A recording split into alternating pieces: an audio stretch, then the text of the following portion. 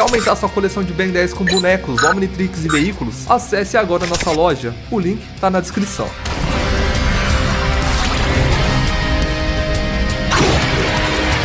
Quando você bate os olhos nos alienígenas da nova HQ de Ben 10 da Dynamite, a primeira reação é quase automática. Mano, o que fizeram com os aliens? Eles estão mais estranhos, mais grotescos, alguns parecem até assustadores. E sim, isso foi tudo proposital. Embora eu tenha minhas preferências, eu entendo quão profundo e original isso será para a franquia. Um ar de terror cósmico e mais seriedade, e muito provável que seja mais sério que Ben 10 Força Alienígena. E uma dúvida que tá dominando a comunidade, qual é, de fato, a diferença entre os aliens da HQ e do desenho animado? Fora o design, tem algo a mais? E como sabemos, isso não é um erro de design, não é desrespeito ao clássico e nem um reboot mal feito. Na verdade, essas mudanças dizem muito mais sobre a proposta da história do que sobre nostalgia. Enquanto o desenho animado sempre precisou manter os alienígenas mais limpos, legíveis e pensados para animação, a HQ da Dynamite vai por um caminho totalmente diferente, explorando o estranho, o orgânico e o desconfortável, como se os aliens finalmente parecessem alienígenas de verdade. Então hoje a gente vai comparar alienígena por alienígena, entender o que mudou e por que mudou, e se essas versões novas realmente são piores, ou então se a gente só não estava preparado para esse Ben 10 absoluto. Hey galera, fala aí, aqui é o Lucky, sejam bem-vindos a mais um vídeo. Bom rapaziada, no vídeo de hoje vamos ver aqui quais são as diferenças dos alienígenas da nova HQ de Ben 10. Então já vai deixando o seu like, se inscreva no canal, ativa o sininho e também me siga aqui em todas as minhas redes sociais que vai estar tudo aqui na descrição.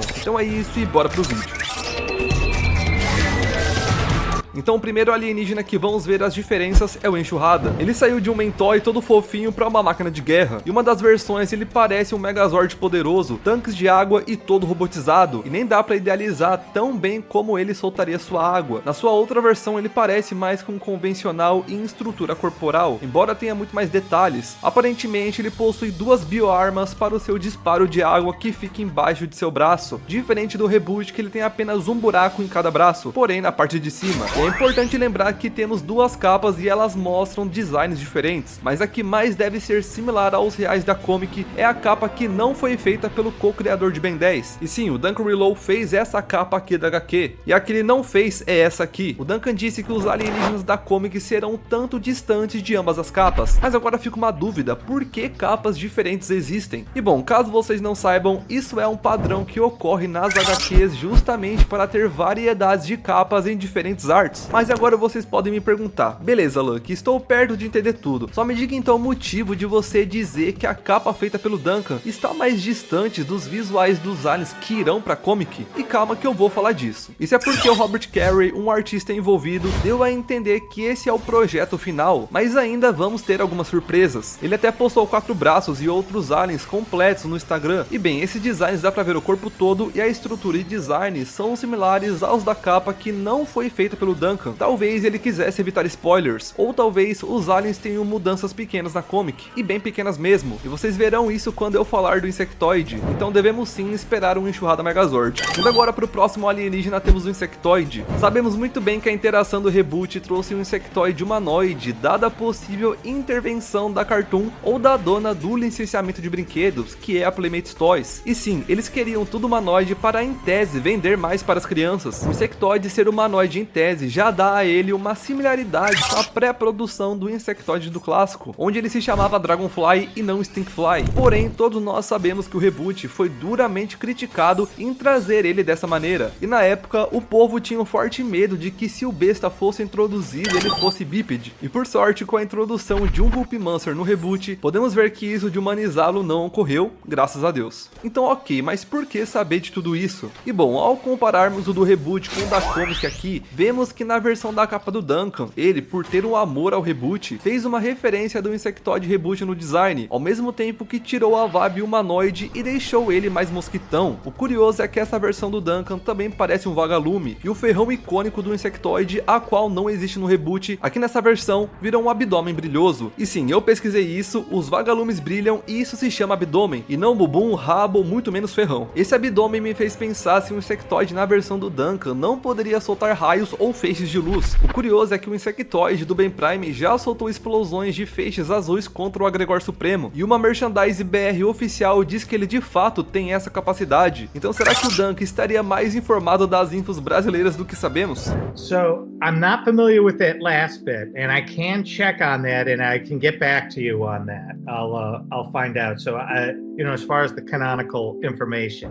Bom, já deixa aí suas opiniões aqui nos comentários. Já na versão do Robert Carey, que é a que deve seguir pro final, é mais próxima em coloração ao clássico, mas tem diferenças significativas. E como podemos ver, o seu rosto não é preto biologicamente como no clássico, e é biologicamente verde, assim como os Leptopterranos de Omniverse. Porém, há de se concordar que seu rosto, mesmo que ainda verde, teve uma repaginada, e pra mim, o seu rosto saiu de mosca e virou um rosto mais parecido com o Louva-a-Deus. O mesmo agora não tem um ferrão icônico e atroz, mas tem uma cauda similar àquelas de Diabo, muito similar à cauda do Diabrete. Suas asas não são como as do Insectoide clássico, muito pelo contrário, ao invés de serem duas asas grandes com rasgo que o fazem parecer ter 4 asas a depender de como olha, mas aqui ele tem asas tipo aquelas formigas aladas. No geral, ele ficou bem setão, e sim, faz jus a tudo que me vem na cabeça quando imagino o nome Stinkfly. Um detalhe curioso é que na foto oficial do Instagram do Robert Carey, sua cauda não está tão diabinha assim, mas o resto se mantém praticamente idêntico. Agora em seguida, Diamante. A fandom viu que ele está aparentemente pelado, e será que esta é a segunda interação onde vemos um Petrosap pelado? A primeira foi em Ben 10 Força Alienígena, onde o Diamante está nu, mas como ele está fundido com o cromático, causa menos estranhamento aqui. Mas aqui ele parece pela Dex raiz mesmo, sendo todo verdão, e o mesmo ostenta um shape poderoso e massas de espinhos enormes em seus ombros. O seu rosto é bem parecido com os vários diamantes que a gente viu ao longo da franquia, porém ele está rígido e sério. Já na capa do Duncan, ele parece pelado também, mas seu shape é bem fraquinho perto do shape do Robert Carey. E bom, aos que queriam ver ele nu, pique coisa de 2015, se deu mal.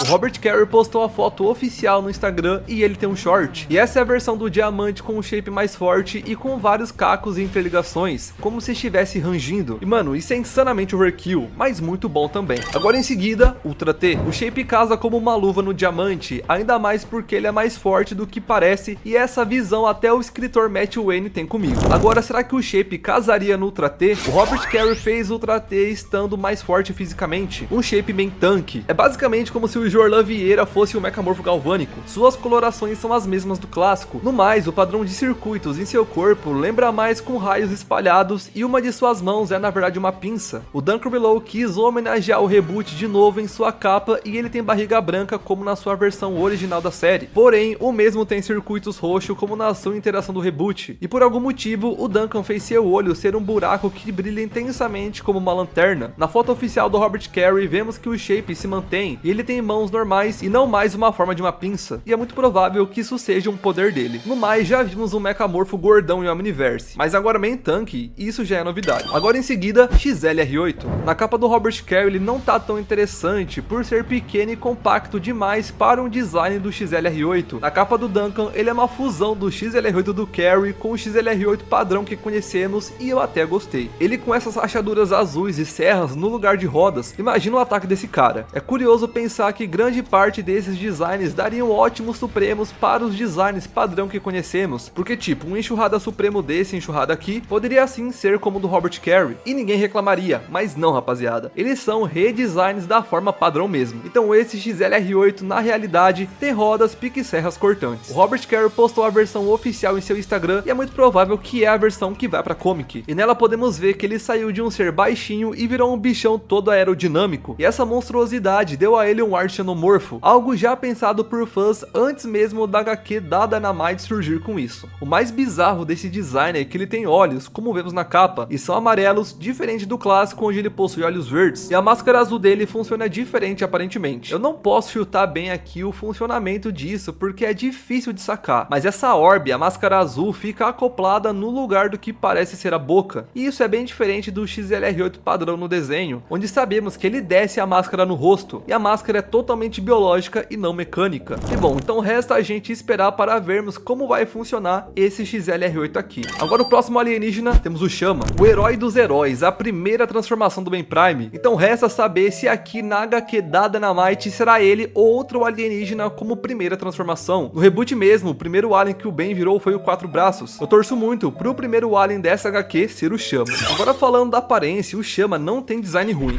O clássico é icônico. Supremacia incorporou rochas magmáticas com sombreamento preto e ficou incrível. E Omniverse é o melhor dos dois mundos. Tirou a baixa estrutura que ele parecia ter em Supremacia, voltou com as interligações nos olhos e manteve as rochas magmáticas do corpo com partes pretas. Aqui na versão da HQ, ele é muito adolescente na versão do Duncan. Não tem tantas rochas magmáticas como no Prime no reboot. Aqui ele possui mais partes amarelas expostas. E isso se manteve na versão do Robert Carey também. Ele tá bem seriozão e mais dark, feito pra gente achar ele foda mesmo. E nem boca o bichão parece ter. E essa é a primeira interação do Chama, onde ele tem rochas magmáticas nas mãos. Próximo alien, bala de canhão. O que mais mudou na versão do Duncan, ele parecia uma criatura aquática pique um sapão, perdendo a vibe de panda que ele tem no clássico. E há quem diga que ele tem uma estrutura corporal similar à de um Fera Havok. Mas, porém, a versão oficial é essa aqui. E ele tá com essa cara estranha pique peixão. E sim, esse design do bala de canhão na HQ de Ben 10 da Dynamite fez muita gente dizer que ele parece um peixe, não foi só eu. Isso não vem da lore, tal que sabemos, mas esse visual tá bem esquisito. Na continuidade principal, ele sempre foi um alien blindado e mais que meresco, no sentido de ele é um misto de animais, corpo pique pilbug, dentes de ursos, carapaça pique tartaruga, e a sua espécie pode ser chamada de tortugans também, além do clássico pelarota arboriano. E no reboot ele já foi chamado de macacão.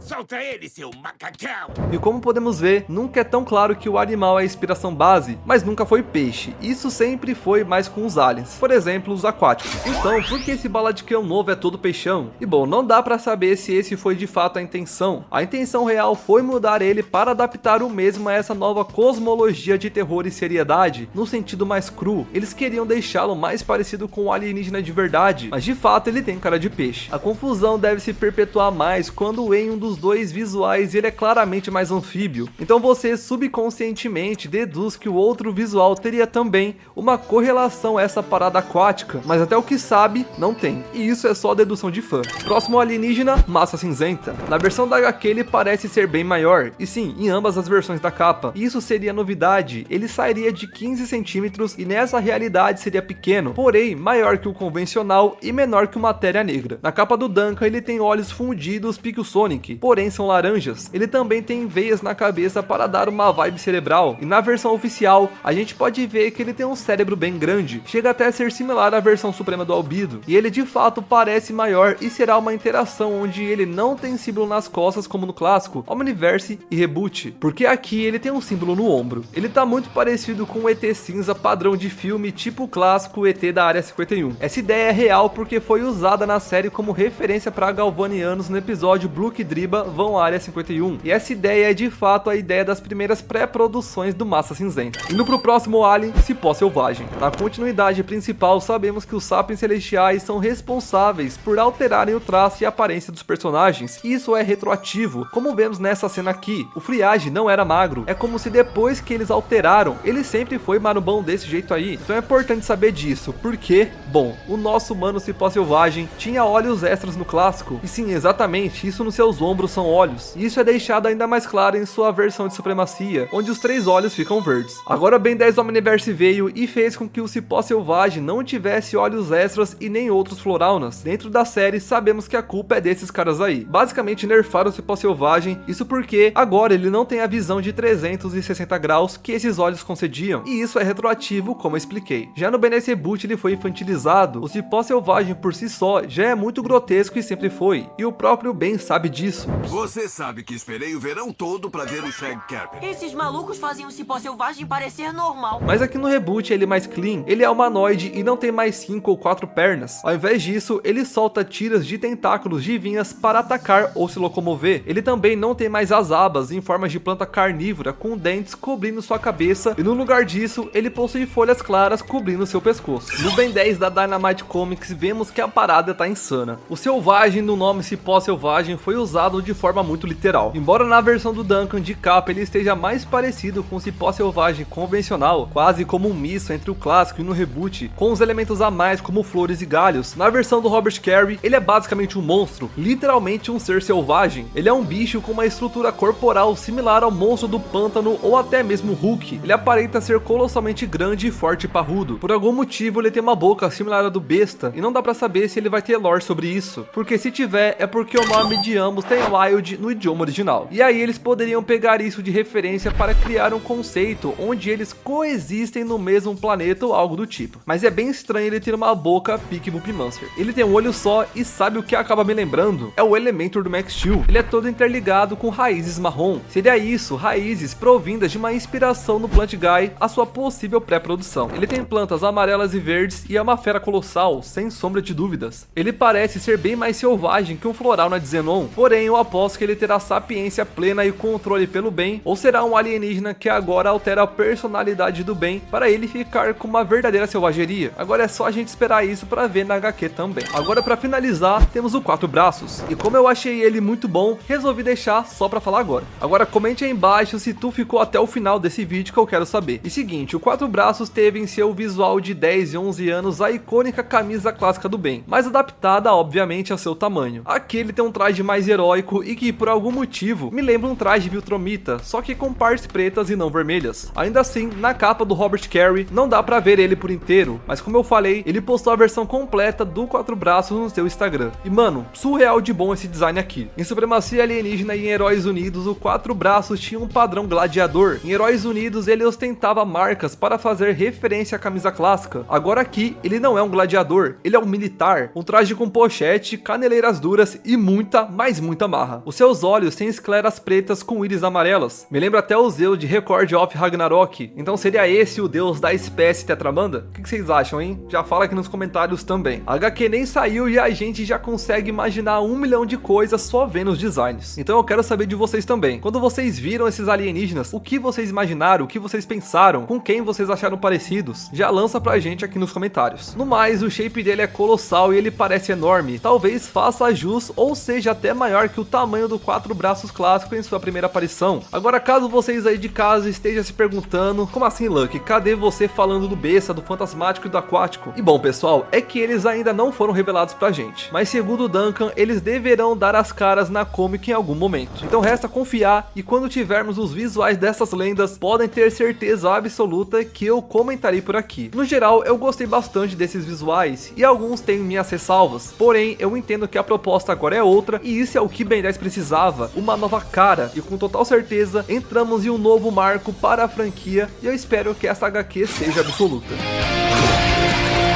Bom, rapaziada, então vou finalizando esse vídeo por aqui, eu espero que vocês tenham gostado, deixa o like, se inscreva no canal, também comente aqui, tá pessoal, ideia de vídeo que vocês querem que eu traga, e também me siga aqui em todas as minhas redes sociais, que vai estar tudo aqui na descrição. Então é isso, muito obrigado por assistir o vídeo e fui!